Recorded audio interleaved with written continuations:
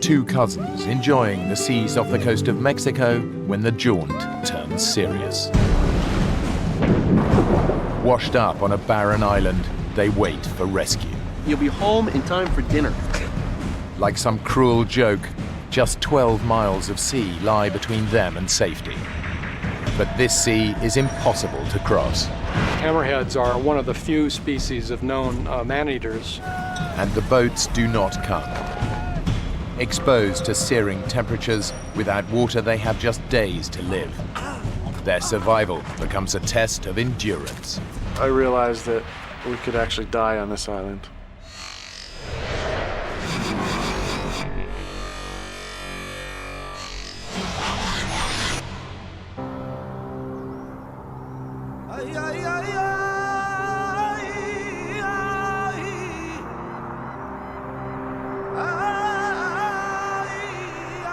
After a tiring 10-hour drive through the desert, Mark Sorensen and Rob Rusnak have almost reached the coast.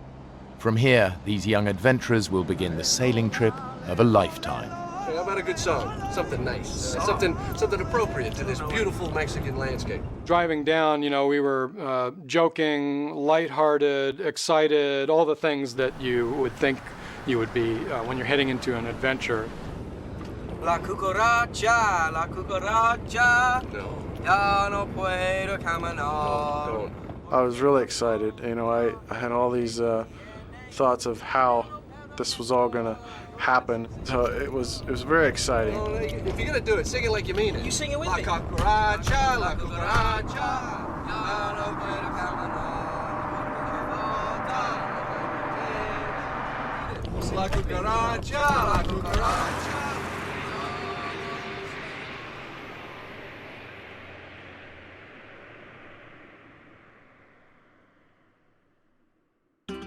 Their long drive from San Diego will end at their launch point, Bahia de Los Angeles. It's on the eastern side of the Baja Peninsula and is part of Mexico. The cousins' plan is to sail round-trip across the Sea of Cortez on a 16-foot catamaran, a dangerous voyage at the best of times. Their nights will be spent camping on the myriad of islands across the sea. Until they finish the 160-mile round trip, no one is expecting to hear from them. Wow. Incredible. Beautiful. When you see this placid blue of the Sea of Cortez stretching out in front of you and these dramatic islands coming out of the sea, seeing that was fantastic. Wow, we're here, this is what we were looking for. It's begun. Mark loved the idea of doing this crossing in such a small vessel because it was more challenging. He doesn't think probably anybody had ever tried it in a 16-foot cat before. Mark's my cousin. I basically met him for the first time as a young teenager. He was about 14 years older than me, almost like a big brother, but we would get together to do a camping trip here and there. Right in the middle of the cat? Yeah. Oh, man. Rob was about 26 years old at the time. Not so much a little brother or a little cousin, but more a peer-to-peer partner. The kind of adventure that we're often looking for borders between Weekend Warrior and Death Wish, and that gray area between those things. Ready? Yes. Thank you. Is this baby gonna hold out? There's too much on it. Rob did see me as a mentor in terms of teaching him the basics of sailing. Doesn't sound good. I mean, you're the sailor, but too much weight on a boat. Boat sinks, right? Boat won't sink. Look, let's leave the wetsuits and the thick clothes. It'll be hot the whole time. Are you sure? Yeah. I'm gonna try and spread the weight out a bit. See if it helps. You give me a hand with this water? Heavy? About 80 pounds. The 8-gallon tank is almost like another person, especially when you consider the other gear that we had tied down.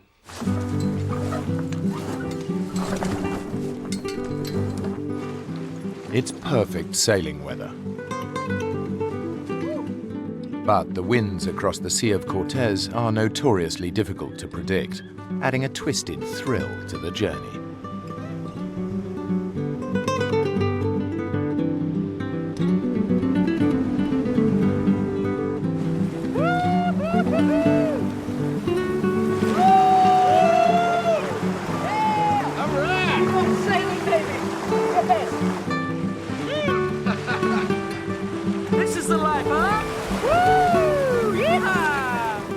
I love sailing because of the sense of freedom, of being out on the open water. There's also an element of speed because once you get going on a catamaran, it's a feeling of like flying. Just enjoy the ride. Yeah! We're gonna fly across the Cortez.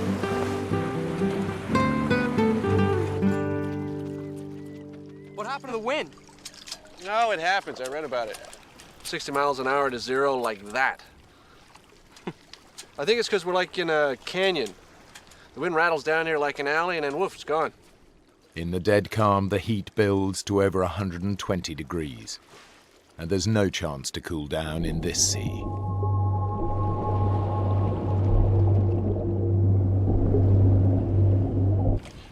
Watch out for hammerheads. You mentioned sharks, you didn't mention hammerheads. Weren't hammerheads like the psychopath of the shark world? Would you be at peace with yourself if you had a head shaped like that? The Sea of Cortez is not a place to be taken lightly. I had seen a documentary about hundreds of hammerhead sharks moving through this part of the Sea of Cortez. Hammerheads are one of the few species of known man-eaters in the world and are known to be aggressive. This is something we want to keep our eyes open for. You imagine catching one of those on the end of your line? Yeah, maybe drag us into the nearest island. Be like Jaws. 3 hours later, the wind picks up as swiftly as it disappeared. But the dead calm was a warning, a forerunner to something much more sinister on the horizon. Don't like the look of those clouds. Something's kicking up over there. Coming out of the north was some kind of a squall or weather front. So we were kind of worried that, wow, what if this is something big rolling through that was not expected and that's going to be here for a while. We might have to forget about the crossing and head back. What? We might have to. Look, small savage storms. Squalls. We get caught while we're sitting ducks. I'm sorry, Rob. I'm turning around. Fuck. I think we got water on the portside pontoon. A small crack has opened up in the pontoon as it pounds the waves. There's no way to bail, and the catamaran starts to become dangerously unstable in the squall.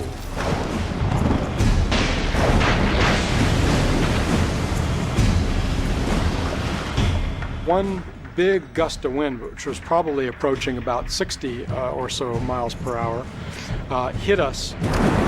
We ended up in the water, tangled up in the sheets with tattered sails in the water and, rigging everywhere. I thought, oh my God, this thing is going to crush my head. And so I thought for sure this boat's going to take my head off. Absolutely, I was scared. Is it me? Is it now really cold in here? Let's get the can back up. We were both getting very cold, on the verge of hypothermia. I was shivering uncontrollably. I was very uncoordinated. With the shredded sails and stricken pontoon, the catamaran keeps capsizing as Rob and Mark battle with the waves, their gear and the water barrel drift away. Everything we're doing, everything we're trying is going wrong. And I said, well, what do we do now? Just die?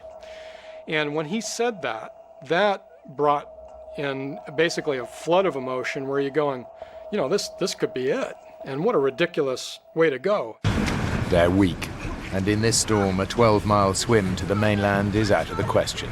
With no boat, the threat of being eaten by hammerheads is now all too real.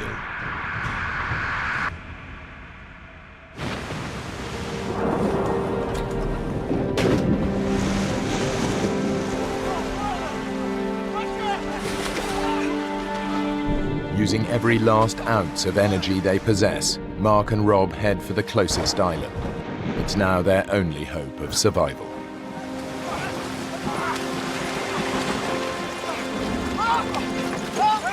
Help me!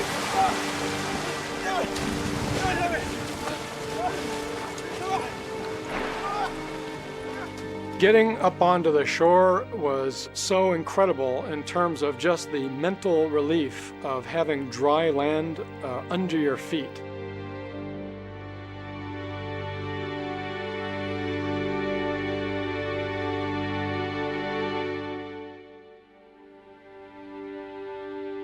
I think that it was a combination of just good luck and maybe somebody up there looking out for us. Safe, for the moment, on an island called Guardian Angel.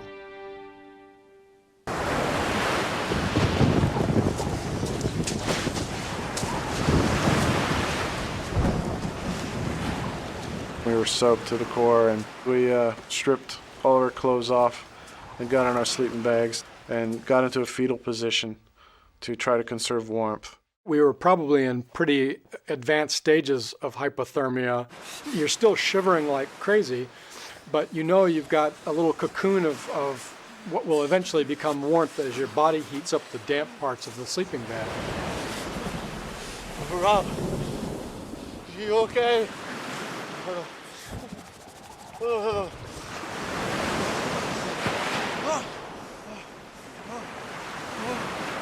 At this point, your mind is playing tricks on you. You're not thinking clearly. And I saw this very strange light-colored thing that was jumping around on the ground. Rob, wake up. I'm awake. There's something over there. I'm not opening my eyes. Look.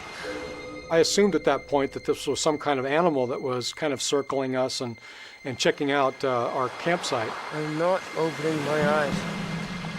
Because I'm thinking, here I am in my bed in San Diego. But if I open my eyes, I might actually be on a desert island freezing cold with no water. So I'm not opening my eyes. Looking at me. Open your eyes. I'm not opening Open your eyes. Look. It's a rock. You honestly think that's a rock? Now go to sleep.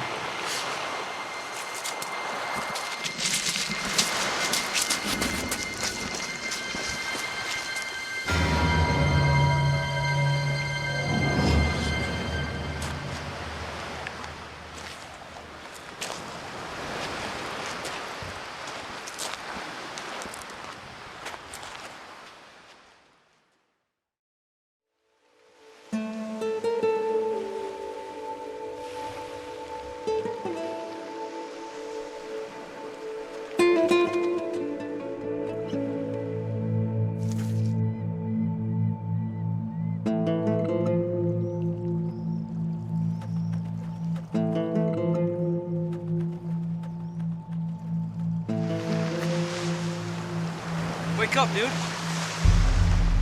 Wake up. The good news is the catamaran's sitting on the beach. Yeah? The bad news is it's in a million pieces. Must have taken a hell of a beating against the rocks. At this point, we realized we're going to be on this hot, dry, no water, no food island and situation, and we're going to have to figure out how we're going to cope with this. You want to try and swim it? Gonna be eaten by a hammerhead? We could climb out. Oh, this cliff's gotta be 100 feet high. You get to the top, there'll be a ridge, and then another cliff 100 feet high. It's gonna be over 110 degrees by midday. Without water, you wouldn't make it 50 feet, and then I'd have to watch your dead body fall back to the beach, so no thanks, bud. So we're trapped.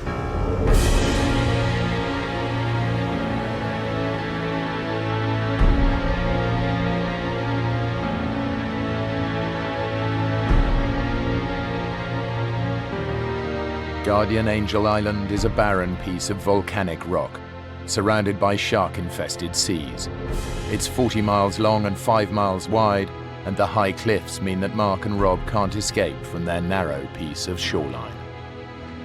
To get around those cliffs, you'd either have to go up over them or you'd have to swim around them. But at this point, thoughts of the hammerhead sharks, thoughts of how far that actually was, this was going to be a long swim in shark-infested waters and was not something that we would probably survive. The swim would be suicide. And with nowhere to climb to, Mark and Rob are in a prison with sand at their feet and the sun in the sky.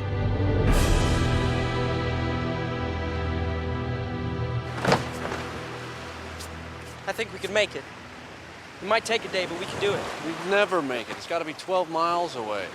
Our splashing would attract the hammerheads and who knows what else. We're weak, dehydrated, and if the sharks don't get you, the current will. Let's build a raft then. With what? There's no trees, no wood. We're on a desert island, my friend. There's usually an oasis, isn't there? Well, not on this one. This is a desert island. Typical. Of all the islands to get washed up on. I'm gonna try it.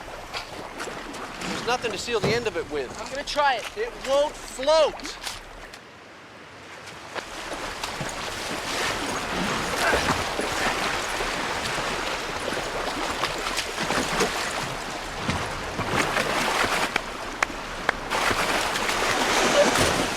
Damn it!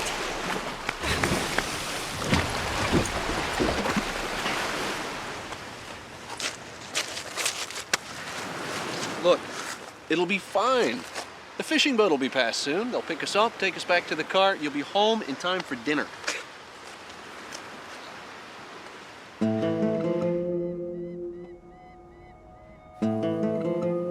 The only things that we didn't lose in the water were the items that were in our dry bags. Well, we've got a book, well, half of, a knife, about 20 matches, and some soaking wet cookies. Hey, I think I found that animal that was stalking you last night. You did? Yeah, kind of reddish in color. Moved up and down in a strange way. Yeah.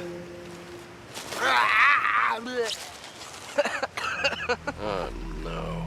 What, are you afraid of balloons? Cinco de Mayo, the 5th of May. Huh? Must have blown over from the mainland. And? It's a Mexican holiday. It's like Independence Day. It's a national holiday that can last 4 or 5 days. Everyone takes part. Cool. Even the fishermen. Shit. No one will be on the sea for a few days. We don't have enough to last, do we?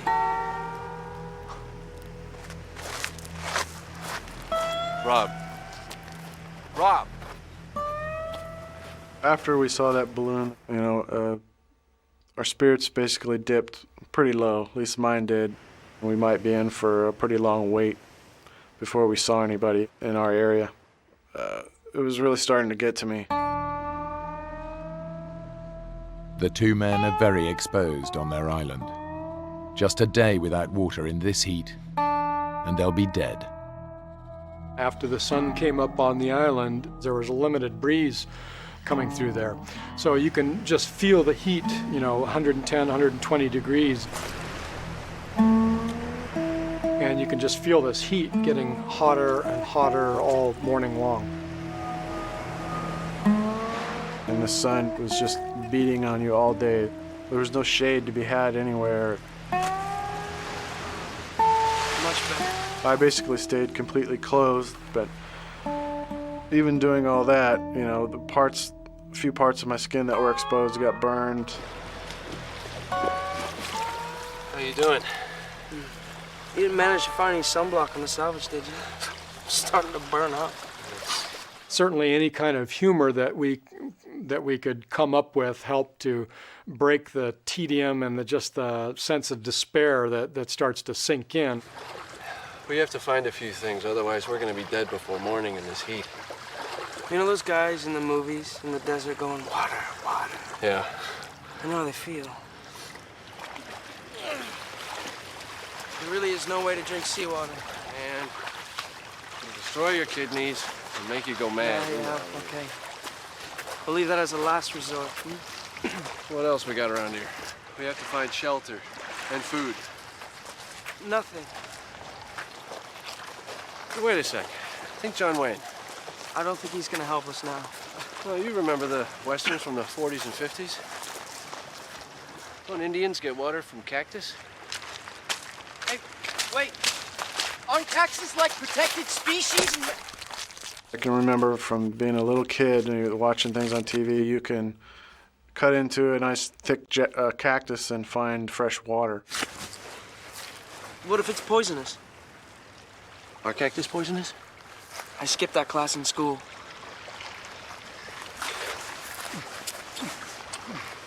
Yes! Huh? Nothing. What? Nothing's coming out. Maybe we gotta suck the pulp. Get the juice that way.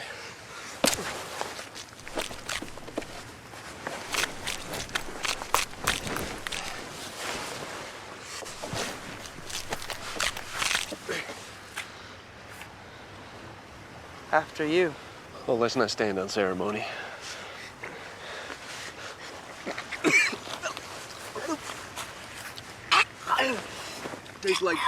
Tastes like warm bile. I can't handle this. No, keep going. This is for the water. Our tongues were swelling, and it was, very parched throat, and it gets kind of hard to breathe. And this immediately cleared up that. The taste was just very nasty, bitter, but the moisture was definitely a relief. We tried to experiment with different parts of the cactus. The lower on the base we went, it became woody, so there was not much moisture. Nothing. Are you sucking hard enough? I'm giving it all I got. So the base is too dry. Let's try the tips. What's it like? It's a little sour. Maybe we just stick to the middle. So we had to basically stick with the chest-high part of the cactus. Now the men have some form of moisture. They need to get out of the sun's burning rays. What little shade there was came from the cactus, which was, yay wide, and you could catch a little bit of shade. My turn. We still have more time. It's not true. Get off! More time. This is ridiculous. We have to find proper shelter.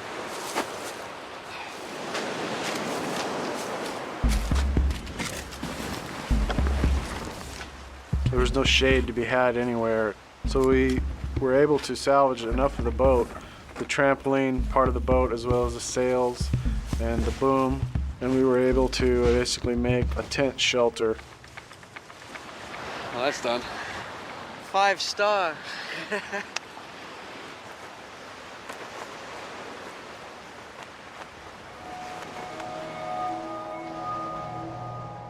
And that made a reasonable shelter to get out of the sun, but it would become exceedingly hot during the day.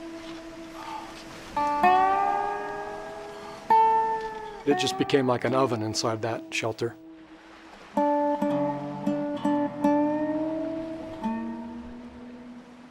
With shelter in place, protecting them from the sun, it's now time to deal with the increasing hunger pains. We did still have the possibility of fishing, but we definitely stayed in the shallow parts because obviously there were sharks out there.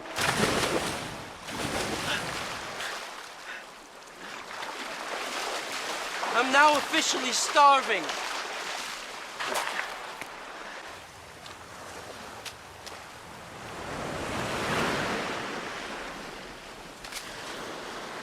Don't make it too obvious. Take a look to your left, 2 o'clock. See what I see? I see lunch. Do you think it's seen us? I don't know. What? Head towards it. Let's see what it does. They're pretty stupid. They got a brain the size of a pea.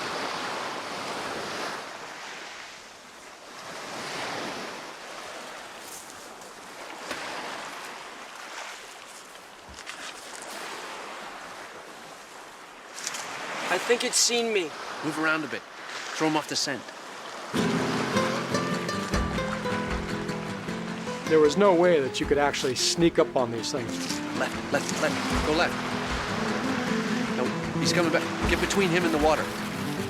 These things, have eyes that are looking all directions, and no way could we get close.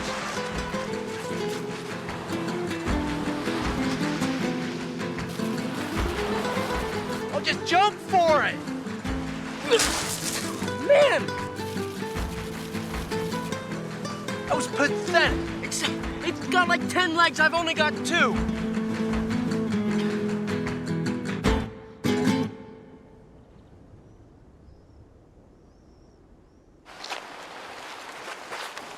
It's back.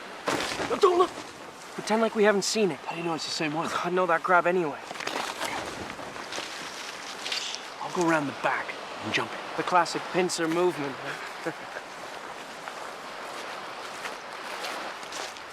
Hey, partner. Remember me? Yeah. We're gonna eat you. Move. Yeah. Huh? He's feisty. Be careful. Don't mess this up. I'm hungry. I know what I'm doing. You know, look this way. Look this way. Yeah, Grubby. It's me. How can something so small run so fast? Not so easy, huh?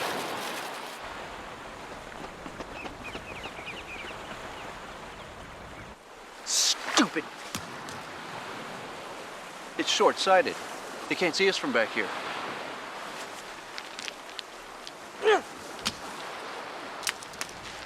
So he kept throwing rocks and he did not move until one just hit him on the head. Bingo! And we thought, wow, we found the way to get food. This is not your average sushi. It was kind of like a really bad oyster. We would have been grateful for anything that could have killed the basic taste of that crab, anything that would allow you to choke it down. But at that point, we were hungry and thirsty enough that it just didn't matter. There was not enough crabs that we would be able to survive on them more than a few days, and that if we weren't able to find some other food source in the vicinity, that eventually we'd die from hunger.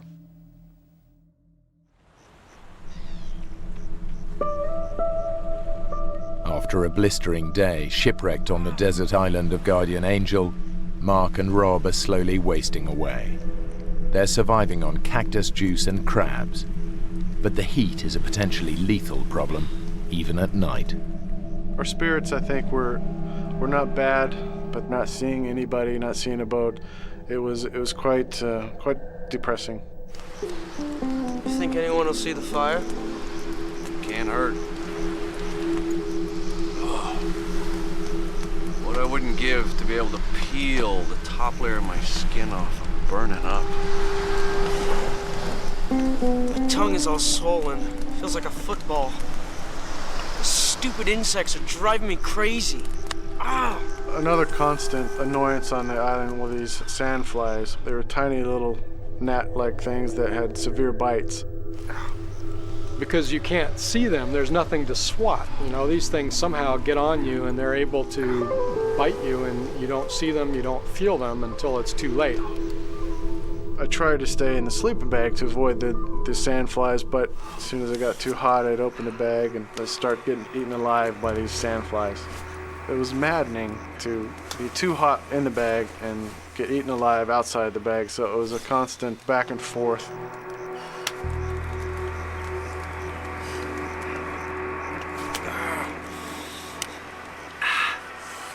If you fell asleep with the sleeping bag wide open, it was a big mistake.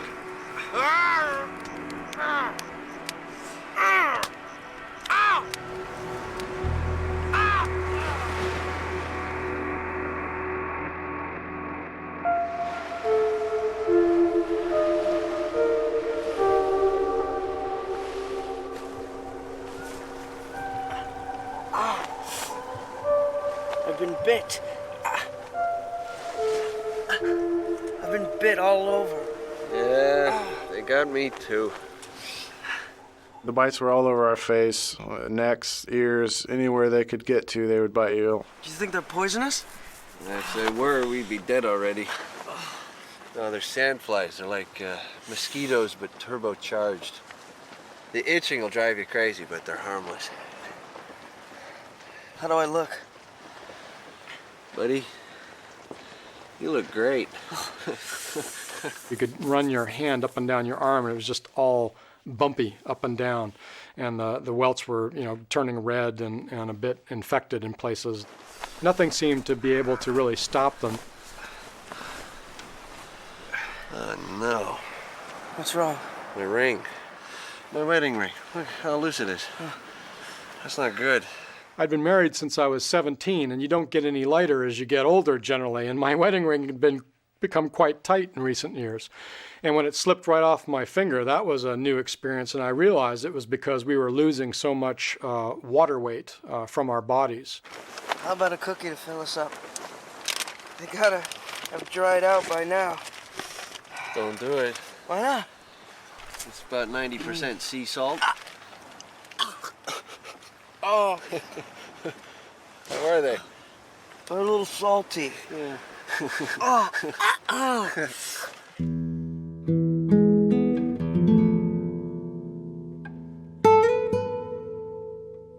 Increasingly, when you're dehydrated and your mind is just not working right, the harumphing sound of the waves started to sound like a jet.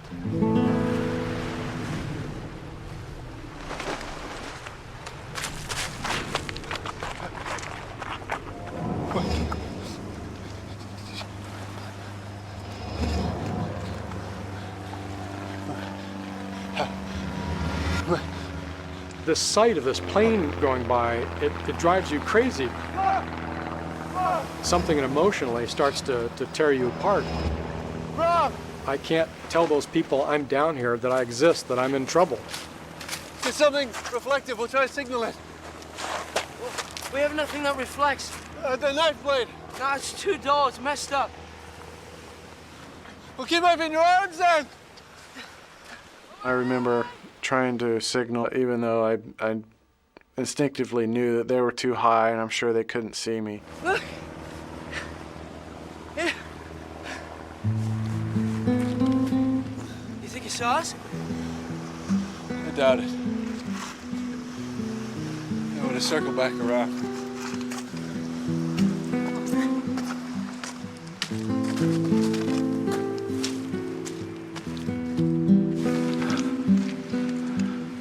We saw a few jet airliners going probably 30,000 feet or above, speeding along, and there's these people up there nice and comfortable in their seats and probably eating peanuts and drinking their martinis and having a good old time while we're down here, you know, wishing that we could somehow signal them.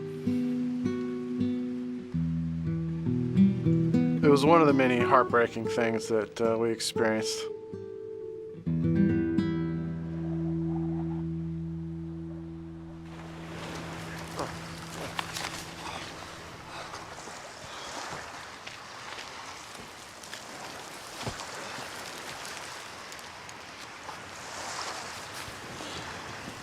What are you doing? What does it look like I'm doing? I'm trying to do something. I'm gonna find out what's at the top of these cliffs. Rob, you have no water. We need to do something, Mark. Anything.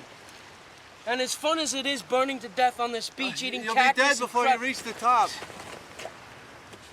I didn't know what was on the island or what was back up above those walls. I wanted to do something, just about anything. Rob, get out! No! It'll kill you! I can do this! Get up! It was very frustrating for me. You know, it would have been pretty easy for me to climb up these cliffs, being a rock climber. Climb it! Come on! Get off! Come on! Climb it! No. Get off me! Come on! You gotta stay I with me! can climb it! Come on! Here, please! Please! Believe me when I tell you that there's nothing at the top of these cliffs except more cliffs. And maybe a Club Med. With one of those pool bars, you know the type. With the bar stools actually in the water. I'll get him to send down a couple of margaritas later. Tell him to go easy on the salt. You know, I remember trying to make light of what you can, just to kind of keep things on the lighter side. I see something. Out on the water. What is that? Is that a kayaker? Looks like it. And we could see every once in a while kind of something come up and slap the water, and we're both saying, oh my gosh, you know, is this a kayaker that's coming across the midriff area? Over here! Hey! Hey! This way! I can't tell if he's coming toward us or not. Hey, let's run this way! And as we're watching, this thing turns and starts flapping. Hey! It's a pelican. No, it's a kayak. It's a guy in a kayak. Hey, look! It's got wings. It's a pelican. Pelicans don't go kayaking, Mark. It's a guy. It's a guy in a... Hey! It's a guy. It's a damn pelican.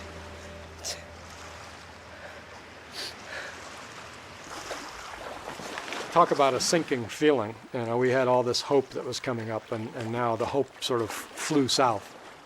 Then our chances of getting off this island are not looking good.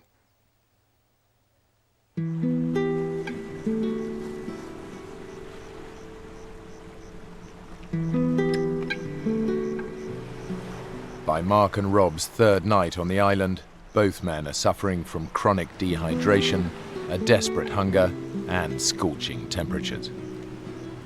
They're slowly dying, and their families have no idea that anything's wrong.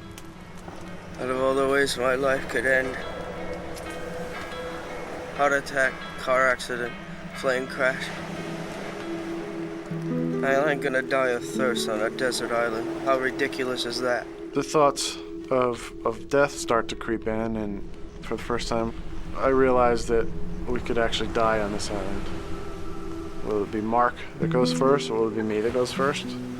Or are we gonna go so delirious and crazy that we kill each other? I keep picturing our bones lying on the ground like the iguana skeletons all around the canyon. You don't feel that? A couple of times I've imagined a policeman walking down the path to my house. He knocks on the door, and my wife answers. Next thing I see, she's crying. I really hate that my family now is going to start being concerned that they haven't heard from us. Yeah, it enters my mind, but then I push it out. We are going to survive. What if we're here for 2 weeks or a month? Look, we'll be rescued. I promise. It would have been devastating, of course, if Rob had come to any serious harm. I would almost rather not have come home myself than to have faced his mother to tell her that I had lost her son.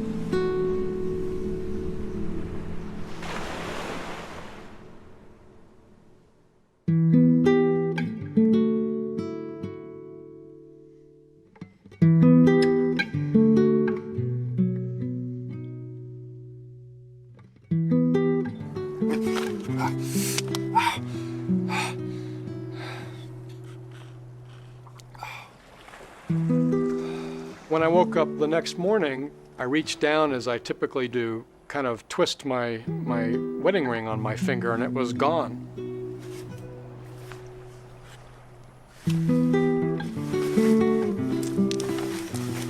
I realized that this thing had actually just fallen off my finger during the night.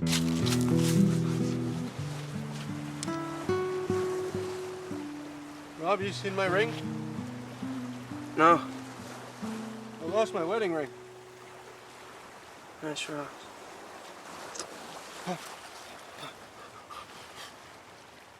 When it slipped right off my finger, that was, to me, an indicator that things were starting to get very critical.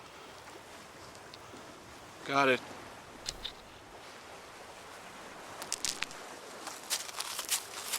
You okay, amigo? Sure. My mind and my vision and even my hearing were playing tricks on me.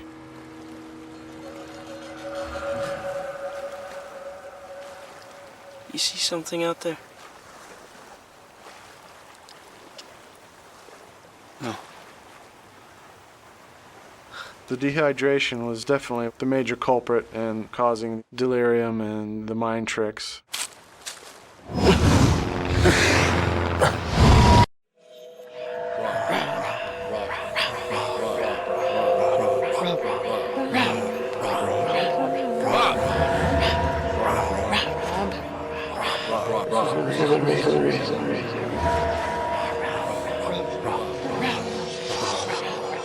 These ant colonies seemed to take on a life of their own. It was like I was one of the ants.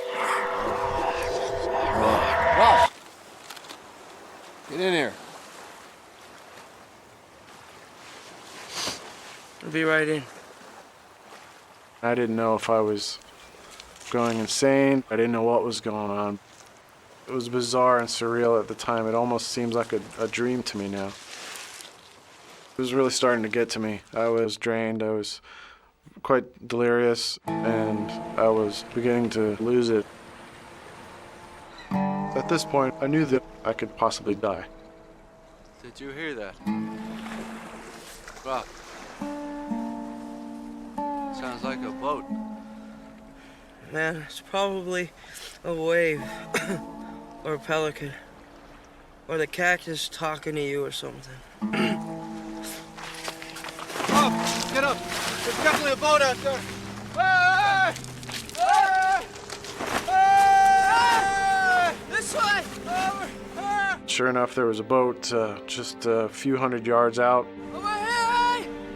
And we're thinking, oh my God, this thing is going to keep going. But it didn't. It stopped. And we're going, I think it stopped, you know? This thing is sitting there.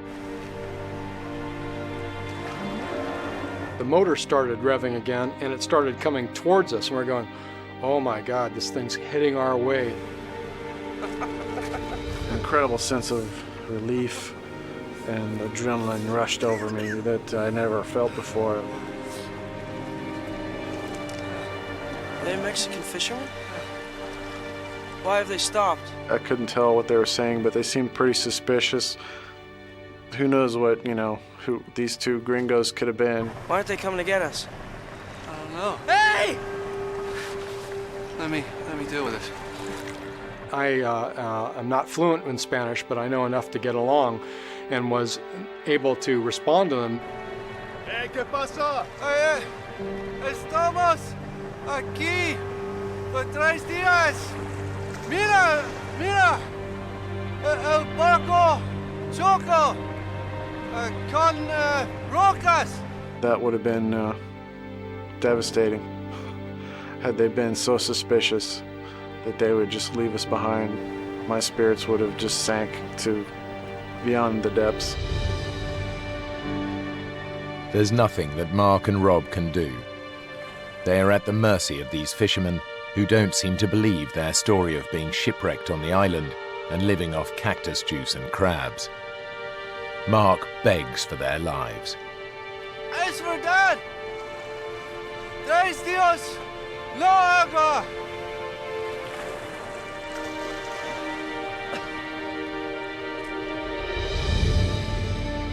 Gracias. Muchas gracias.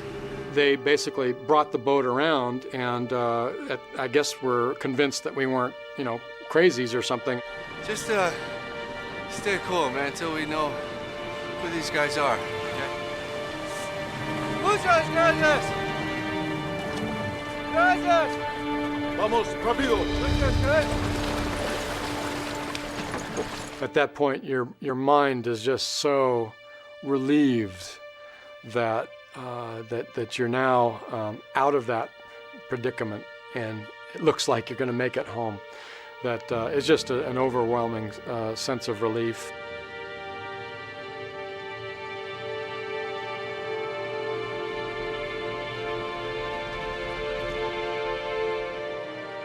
Glad to be alive and glad that we didn't die. They pulled up a 1-gallon container of water and headed directly towards Bahia de Los Angeles. The feeling of having gulps of water actually go down your throat was just incredible. It was a bizarre feeling to feel your body hydrate almost instantaneously. You could almost feel it pumping out through all of your limbs and all of your veins. It was the best water I've ever swallowed. The people in the boat brought us up to the actual town of Bahia de Los Angeles. and gave us a gallon of water and said, "Good luck." Looks just good. And they turned around and they were gone.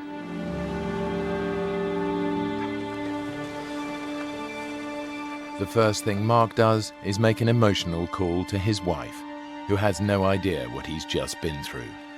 Yeah, I promise I'm fine. Just a little problem with the cat. I'll tell you about it later. We should be home early tomorrow morning.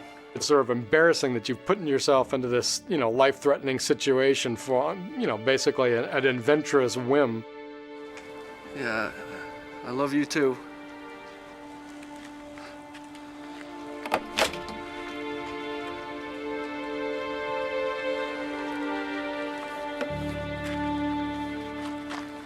Before taking off, Rob and I at the general store basically loaded up on all the things your body is craving at that point. Things that are fatty, things that have some taste to them, things that are liquid, and kind of gorged ourselves.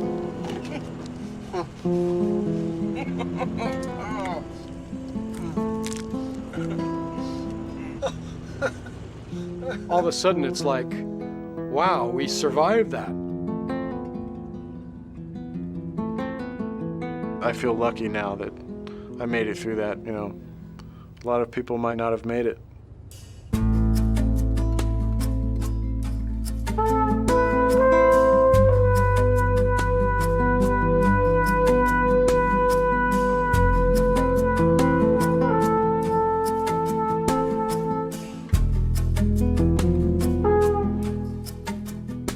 What started as a joke ended as a nightmare. Severe dehydration, vicious insect bites, sunburn and starvation combined to take these cousins close to death and back again. When you come out of the tail end of this alive, that establishes a kind of a bond that is different than, a family bond. We share this common experience, but I'm not sure that he'd ever go sailing with me again.